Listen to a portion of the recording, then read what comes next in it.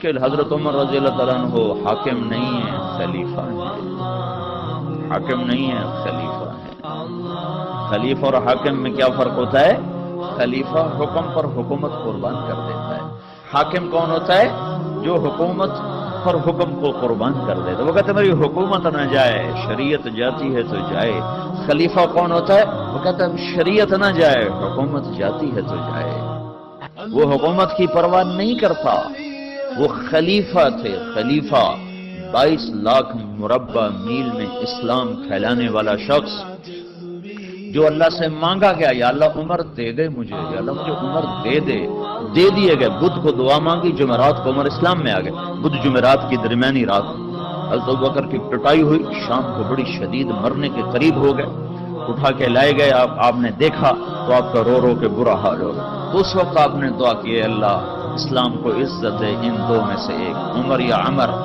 ایک ابو جہل کا نام عمر بن ہشام ہے، ان کا نام عمر بن خطاب ہے، لیکن آپ نے فرمایا میرا جی چاہتا ہے کہ عمر بن خطاب ہو۔ رات کو دعا مانگی، جمعرات کی صبح کو عمر بن خطاب قتل کا ارادہ کر کے اور ایمان سب منور ہوئے، مشرف ہوئے۔ اور جب یہ ایمان لائے تو جبریل اتر آئے کہ یا رسول اللہ آپ کو خوشی ہو رہی عمر کے اسلام کی؟ آپ نے کہا بڑی، کہ آسمان کے فرشتے بھی خوش ہو رہے، آسمان کے فرشتے بھی خوش ہو رہے۔ 10 برس حکومت کی۔ 10 سال کے بعد عبداللہ بن عمر بیٹے نے خواب دیکھا کہ پسینہ ایسے پہنچ رہے ہیں، یوں پسینہ پہنچ رہے ہیں۔ کہنے لگے ابا جان کیا ہوا؟ کہ بیٹا حکومت کا حساب دے کے فارغ ہوا ہوں، ابھی جان کا حساب باقی ہے۔ 10 برس کے بعد خواب دیکھا تو کیا کہہ رہے ہیں؟ ابھی حکومت کا حساب دے کے فارغ ہوا ہوں، ابھی جان کا حساب دینا باقی ہے۔ حالانکہ یہ وہ شخص جب راتوں کو جاگتا تھا لوگ سوتے تھے، اس کی روٹی کوئی اندر نگل نہیں سکتا تھا، اتنی سخت روٹی ہوتی تھی، نگلی نہیں جاتی تھی۔ مہینے میں 1 دن گوشت کھاتے تھے، صرف 1 دن۔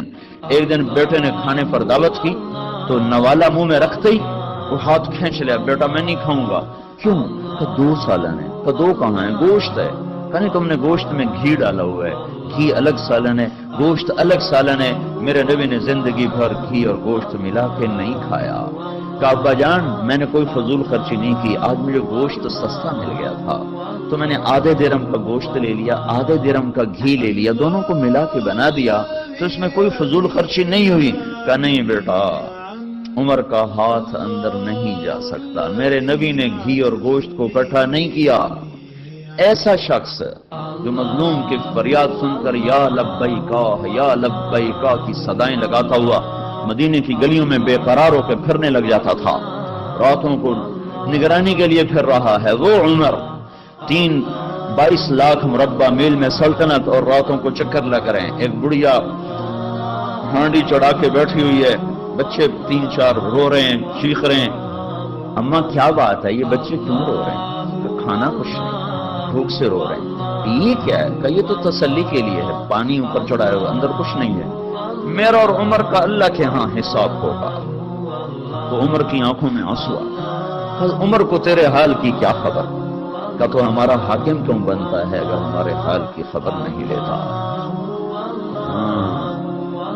یہ حکومت کر کے خوش ہوتے ہیں میں وزیر بن گیا، پاگل دنیا مبارک دیتی ہے، مبارک ہو جناب آپ وزیر بن گئے۔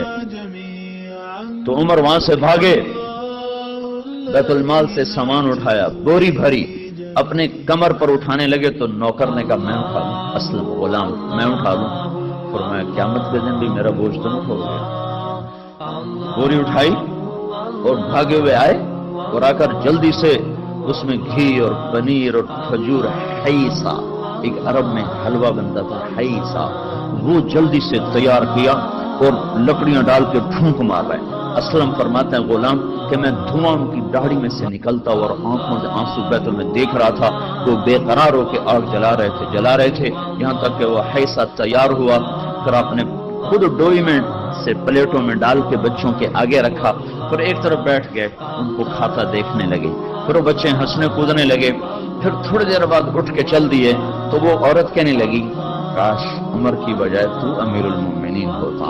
تو یہ نہیں کہا کہ وہ میں ہی ہوں، کہا اماں جب تو امیر المومنین سے ملے گی تو مجھے بھی وہیں پائے گی، مجھے بھی وہیں پائے گی۔